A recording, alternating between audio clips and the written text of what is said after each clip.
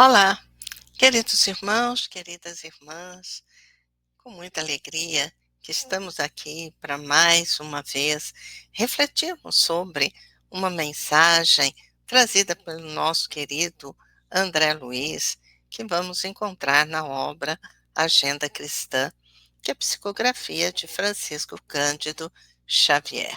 Quantos ensinamentos esse livro não nos oferece, não é? Basta que a gente leia com calma, né, com tranquilidade, e a gente procure mergulhar o nosso olhar nessas palavras, né, que ele nos traz. Hoje a mensagem é intitulado Previna-se. E aí ele vem nos trazendo, é a mensagem de número 34. E aí ele vem nos falando: equilibre sua justiça, subtraindo-lhe as inclinações para a vingança. Acautele-se com o seu desassombro para não cair em temeridade. Analise sua firmeza para que se não transforme em petrificação. Ilumine suas diretrizes a fim de que se não convertam em despotismo. Examine sua habilidade, enviando-lhe a internação em velhacaria. Estude sua dor para que não seja revolta.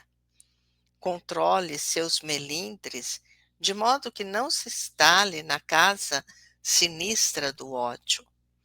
Vele por sua fraqueza, a fim de que a sua palavra não desfile veneno. Vigie seu entusiasmo, para que não constitua imponderação. Cultive seu zelo nobre, mas não faça dele uma cartilha escura de violência. Então aqui André Luiz está nos chamando a atenção para a gente se prevenir. Prevenir do quê? Prevenir da violência que podemos estar aqui vivenciando, nos prevenir das imponderações, ou seja, não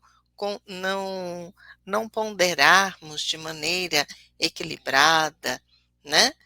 Ah, prevenirmos contra o ódio que muitas vezes pode se instalar em nosso coração, prevenirmos-nos, né, do despotismo.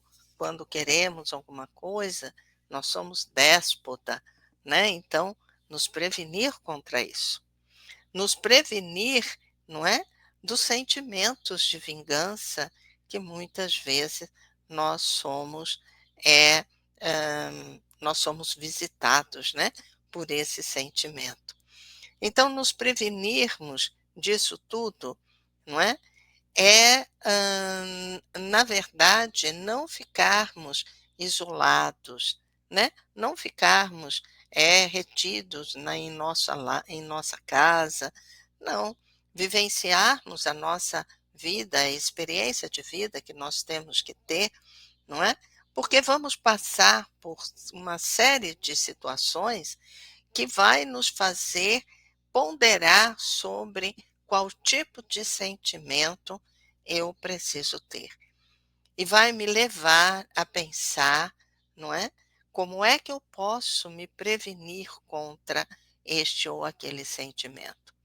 Então, muitas vezes a gente fala de justiça e a gente quer a justiça, mas a gente não vê a justiça, por exemplo, como devemos ver.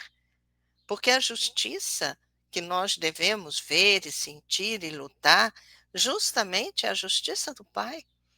Jesus ele já nos ensinou no sermão das bem-aventuranças, quando ele nos fala: bem-aventurados aqueles que lutam pela justiça, porque serão fartos. Mas de que justiça, na verdade, Jesus está falando? A justiça do Pai, a justiça de nós aprendermos a fazer ao outro aquilo que gostaria que o outro nos fizesse, a base de toda justiça do Pai. E não a justiça que nos leva ao sentimento de vingança. Não é o sentimento de vingança. Eu quero que o outro receba a justiça, mas com aquele sentimento de vingança, porque a outra criatura errou. Mas nós não nos enganemos, não é? Ela errou e muitas vezes nós poderemos também errar.